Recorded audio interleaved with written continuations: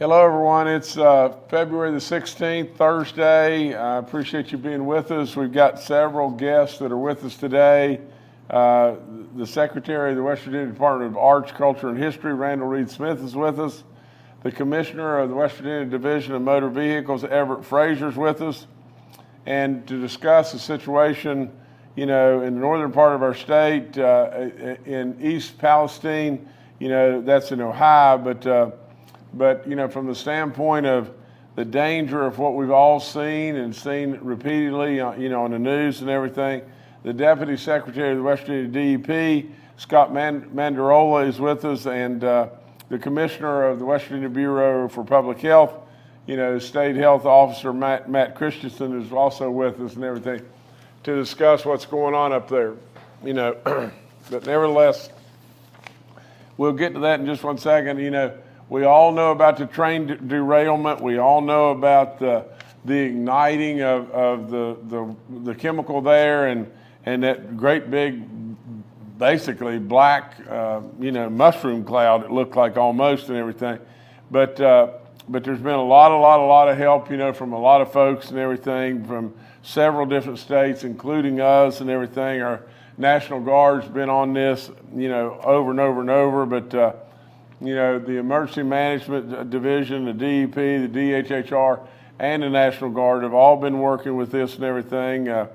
We had to stay right on top of this. We would absolutely do that no matter what. And thankfully, thus far, there's no danger to our drinking water and everything. And joining me, like I said, are two guys that know a lot more about this than I know, but we continue to get all the updates in the world. And I'll promise you to God above, everybody knows that, from my direction, we're going to keep our citizens very, very, very safe. But, Jordan, if you'll bring, Scott and Matt on, that'd be really good. Absolutely, Governor. First, we'll go to Deputy Secretary of the West Virginia Department of Environmental Protection, Scott Mandarola. Good morning, and thank you, Governor. My name is Scott Mandarola. I'm Deputy Cabinet Secretary for the West Virginia DEP. And I'll give a brief update. On the evening of February 3rd, a train derailed in East Palestine, Ohio. The tanker cars carrying several types of chemicals ruptured and caught fire.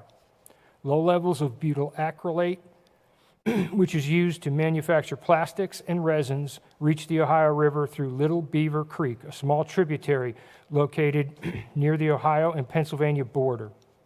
The West Virginia DEP has been coordinating with Ohio River Sanitation Commission, or SANCO, the Ohio EPA, the U.S. EPA, on monitoring the chemical as it moves down the Ohio River.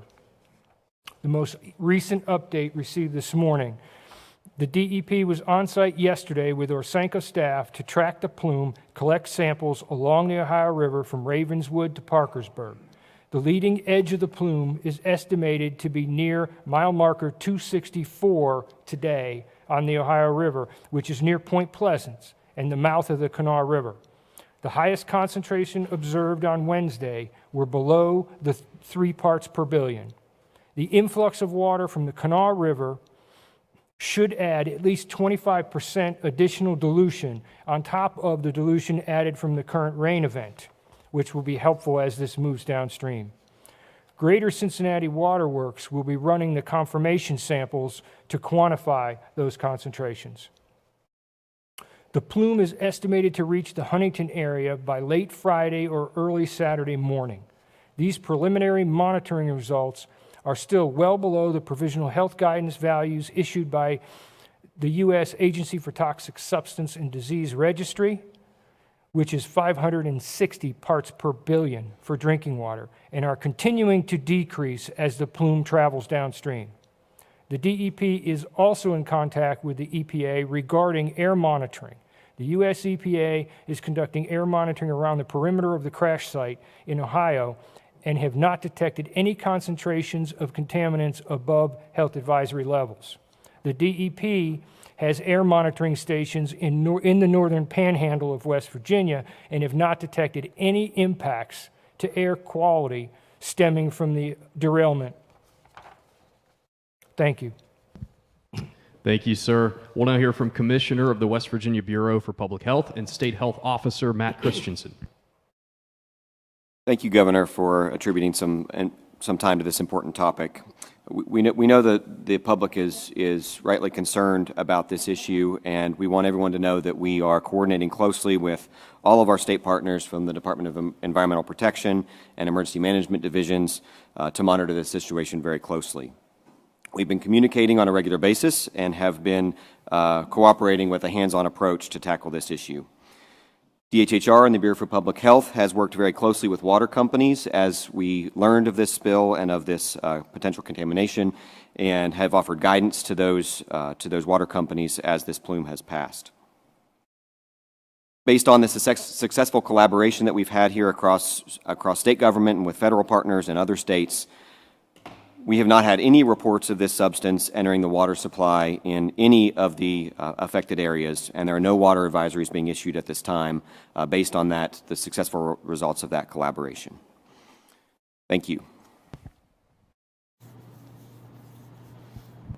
Okay, guys, and I appreciate you more than you ever know, but I want our people to know that we got a lot of eyes and ears that are watching and looking and testing and really doing their job to look out after you and everything. Any resource that I have, will be deployed and everything, because first and foremost, I don't want anybody to first and foremost be unsafe, but I don't want people to be afraid. I don't want people to be anxious of what's going on. I want them to be informed, and absolutely that's what our people are doing. So thank you all, a bunch for all you do every day. On another subject, we had a tax cut roundtable on Monday, and it was a nationally renowned, or it was nationally renowned with experts that are on the national scene all the time, but we, brought in a couple of folks that I don't know how in the world you could find somebody that would know more. They had contacted us, and we absolutely asked if they would be willing to come in and just talk to us, give us more knowledge, give us knowledge about what's going on in other states all across this nation, and give us knowledge to how a tax cut, a meaningful tax cut, would help grow our population and bring more workers and bring more families that would have students in schools, and bring more opportunity to West Virginia, bring businesses, attract businesses to where job opportunities would be off the chart. But Grover Norquist and Stephen Moore were here with us and everything. We've got a little video. Maybe you'd like to watch this. I think it's a minute long or whatever. They just showed it to me. I think it's fine. Okay, Jordan, go, please. Go big or go home. This is a march to zero. There are a number of states doing it. West Virginia can be in the lead, acting this year. I know the governor's proposal is a 50% reduction in the income tax. I fully support that, but Governor, I'm for a 100% reduction in the income tax. Look towards flat rate, look towards zero, and make it clear that that's where you're going over time, so that people making investments, deciding to move here, deciding to stay here, know that that's what's coming. West Virginia is a state that's on I call it a renaissance state. It is a state that's seeing incredible economic improvement. Getting to a single rate tax is a tremendous step in being tax friendly for investment and people living here, and going to zero is even better. This is a magical moment for the state. I was telling the governor that, don't go for a double, hit a home run, and he said he wants to hit a grand slam. And I love that optimism. I think that's exactly what the state needs. Okay, again, from the standpoint of Grover Norquist and Stephen Moore, we really appreciate them coming. They gave of their time, and they came and briefed us as best they possibly could. I can never thank them enough. And in that video, you just saw, how everyone said we had many people that were sitting around the round table. I think right beside Stephen Moore was Speaker Hanshaw. I didn't see him in the video, but nevertheless, there's lots and lots of folks around the table that spoke, and we really appreciate all of them coming as well. We're signing a bill that is our DMV bill that today I'm announcing that I have signed House Bill 2506, which creates a vehicle title clearinghouse for non-resident businesses in West Virginia. The purpose of the bill is to allow West Virginia licensed non-resident businesses to transfer existing out-of-state titles into West Virginia, into a West Virginia title in their name, even when the vehicle is located in another jurisdiction. We're joined by, with Everett Fraser that's with us today, and Everett's going to talk about this, and he can give you more detail and everything, but this could actually drive some significant dollars to us as we go forward in the future. This is really, really, on the cusp as far as West Virginia leading the way again. So Everett, take over. Thank you, Governor, for having me. On January the 6th, 2020, upon my appointment as Commissioner of West Virginia DMV, I was asked a question by a reporter. That question was, what did I want to improve through my time here at the Department of Motor Vehicles?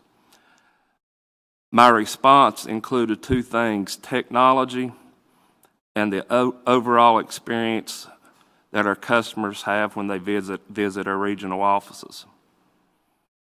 And I might add, that was a task also given to me by the Governor and Secretary Riston. I can say with certainty that it feels like those two goals have been accomplished. We are not perfect by no means, and we do make mistakes, of course, but we correct those mistakes and learn from them and move forward. We are constantly wanting to improve technology, such as making our website more user-friendly and accessible, adding to our online service portal, for example, online knowledge testing, and most recently, electronic liens and titles, or as we call it, ELT. All of this has resulted in a decreased wait time in our regional offices by both dealers and by you, our guests, and our customers.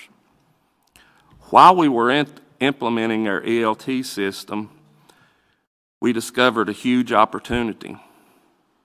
What once took up to 60 days to process a title, we are doing it now almost in real time. So we started thinking, if we were doing this for West Virginians, why can't we do it for large companies, fleets, any vehicle that needs title? It turns out we can. With the signage of House Bill 2506, we immediately went to work with the Governor's office, Secretary Riston, our business partners, Tyler Technologies and Champ Titles. And I'd be remiss if I didn't include our DMV team in this as well. In a nutshell, this will bring and has the potential to bring millions of dollars to the state of West Virginia.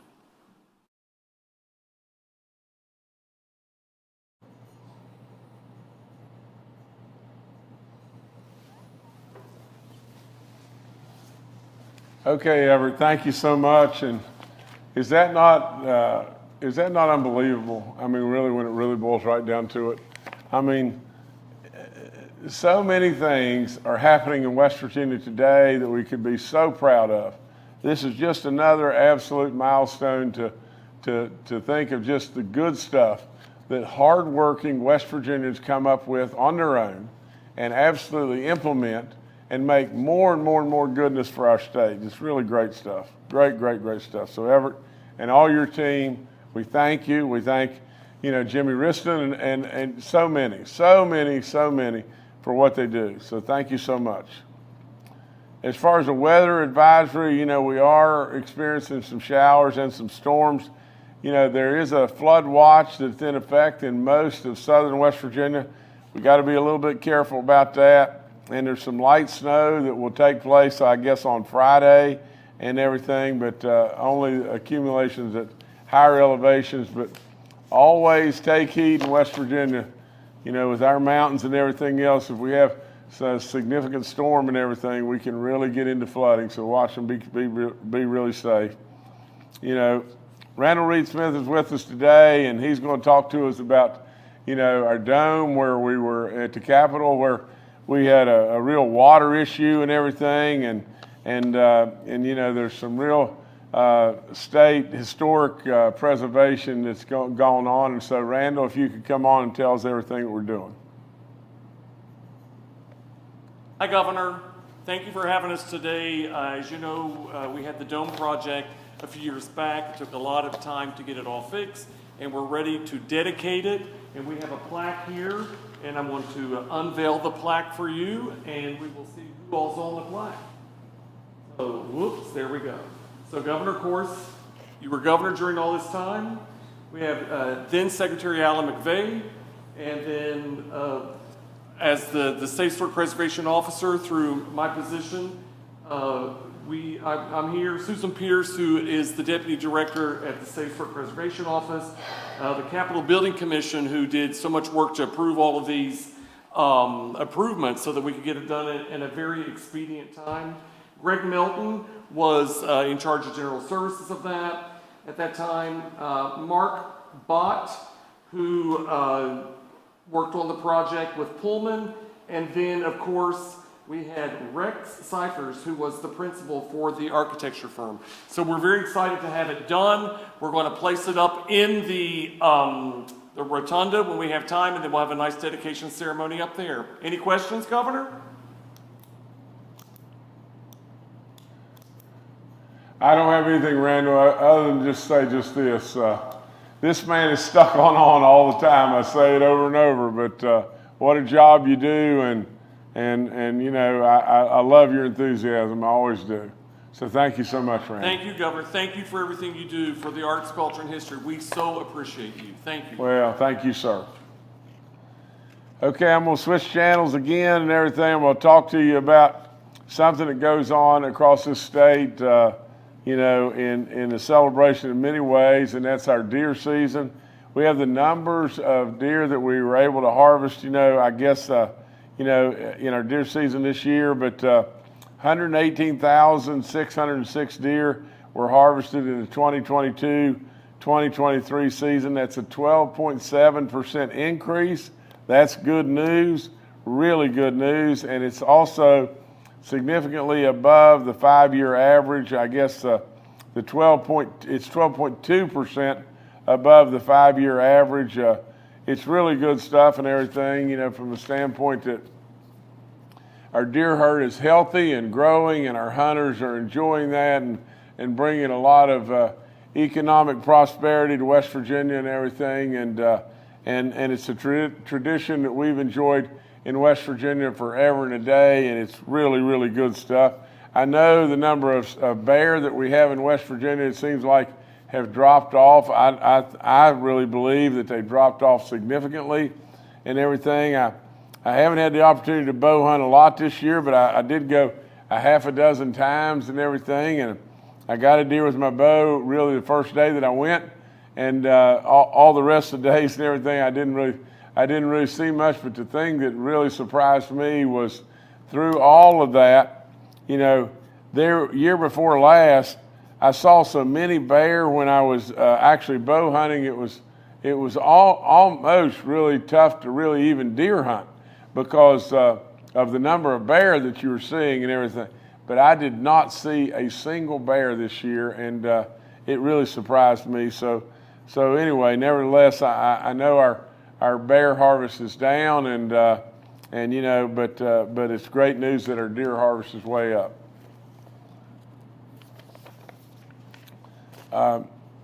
Really and truly, that's all I've got for right now. All right, thank you, Governor. We'll now go to questions from members of the media. The first today from Kenny Bass with WCHS and Fox 11. Hi, Governor. Thanks for taking a question.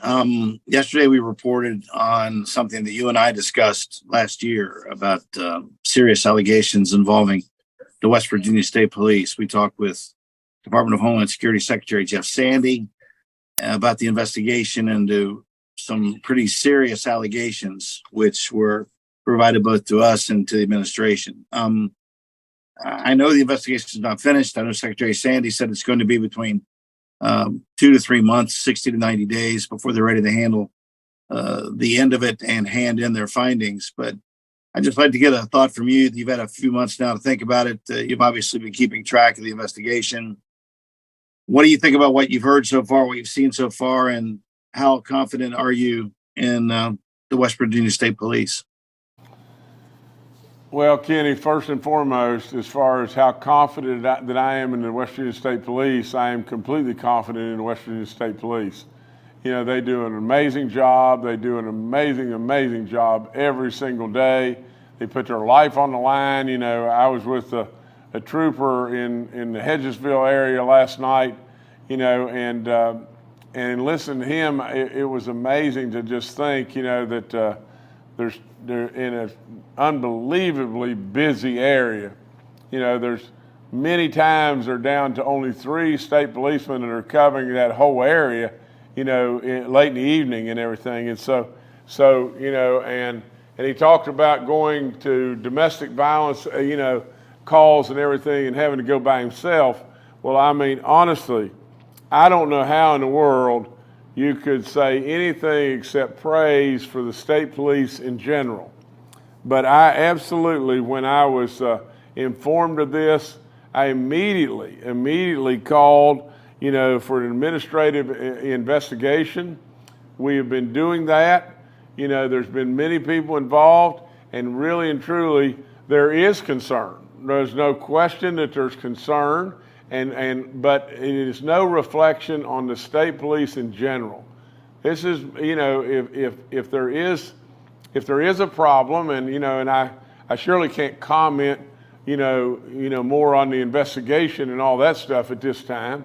But if there is a problem, it will be a very, very, very small a number, and you know, with any organization anywhere, you know, the state police is 600 plus, you know, that are in the field, that are uniformed, and 400, you know, that are in support roles and everything.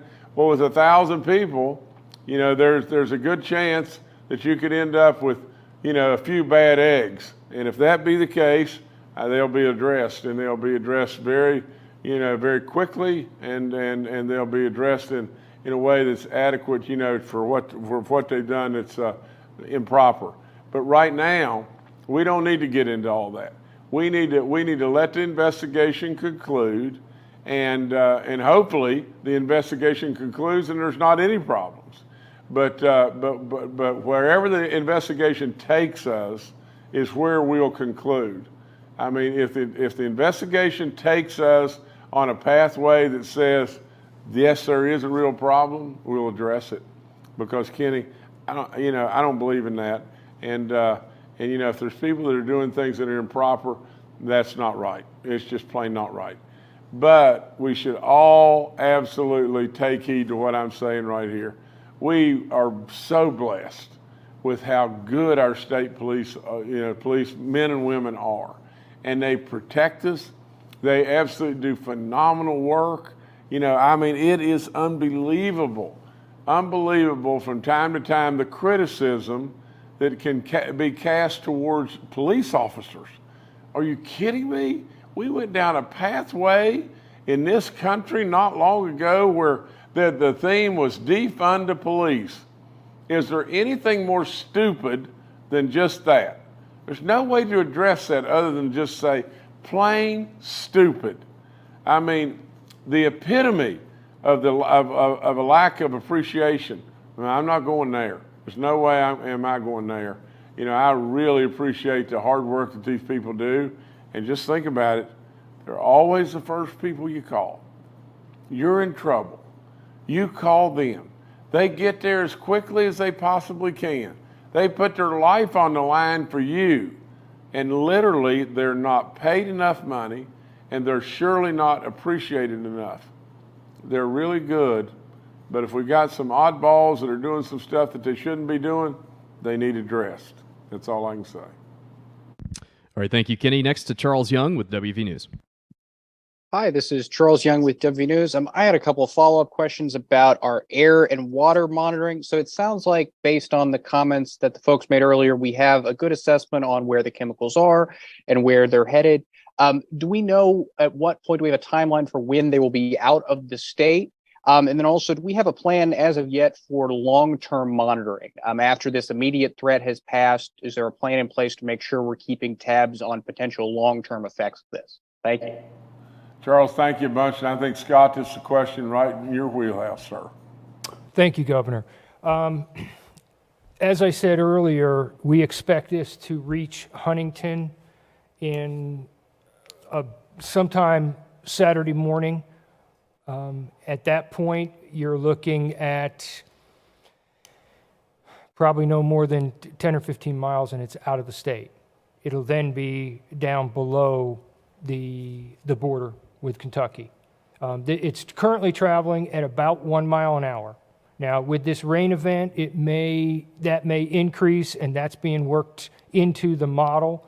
As I said, the timeframes I've given so far are based on yesterday's plume monitoring, and the DEP was out there with Orsenko at a number of locations to track that plume. From an air perspective, at this point, we've seen no indications based on the monitors that the DEP has in the northern panhandle to indicate any effects from the spill location.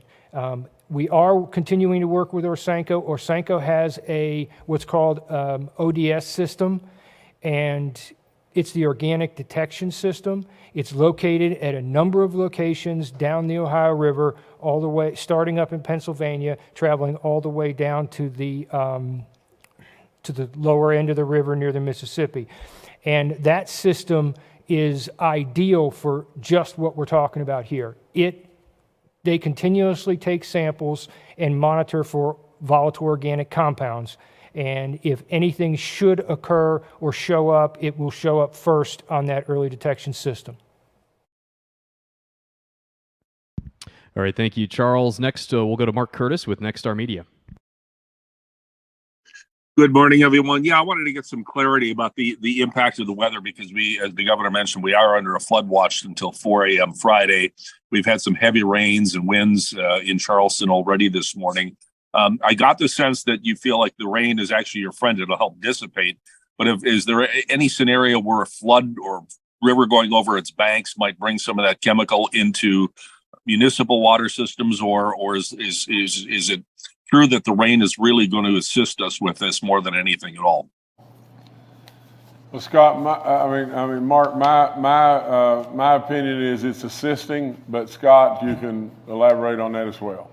Thank you, Governor. Yes, it's going to add a significant amount of dilution to the current parameters that are in the river as we speak. I have been on the phone this morning with Ohio EPA, the chief of the surface water, and she's in control of that site. I also talked to her emergency response people to be sure that the site is secure. They assured me that they have been anticipating this storm event, and they have built in extra capacity to capture any runoff that may come from the site and use vac trucks to capture it and remove it for proper treatment so that it doesn't get into the river. And at this point, I have no reason to doubt that Ohio EPA has a firm handle on the site itself.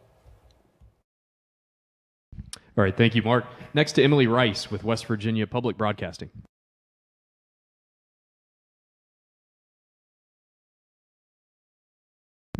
All right, next we'll go to Kim Rafferty with WSAZ.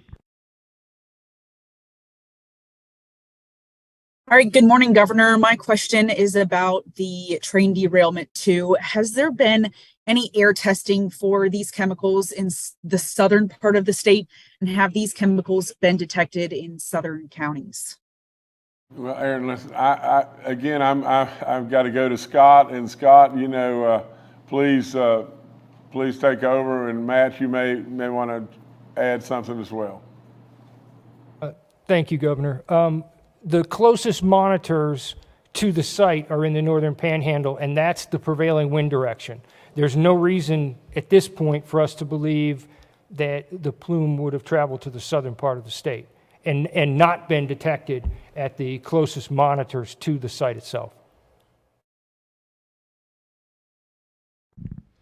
All right, thank you, Governor. I'll turn it back to you for now.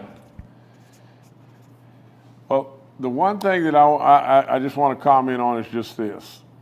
You know, I'm getting briefings nonstop in regard to what happened in this little community in Ohio, and how that can affect us from the standpoint of our water quality, our air quality, and everything. And so we're getting constant updates, and those updates are coming to me. Our people are on the ground. They're absolutely doing everything in the world they're supposed to be doing, and they're going to protect you. I mean, that's all there is to it. I will promise you to the good Lord above that if I have a concern, and it is a genuine concern, you'll hear me immediately. That's all there is to it. Absolutely, that's our job. And these people are doing great work, and I appreciate the two folks that were with us today, you know, and I commend them in every way. And so lots and lots and lots of other people are working this, and there's lots and lots and lots of updates. And if we get anything that seems the least bit alarming, you'll hear immediately from me. But right now, I think we're in great shape, and we're going to stay on top of it. Thank you so much.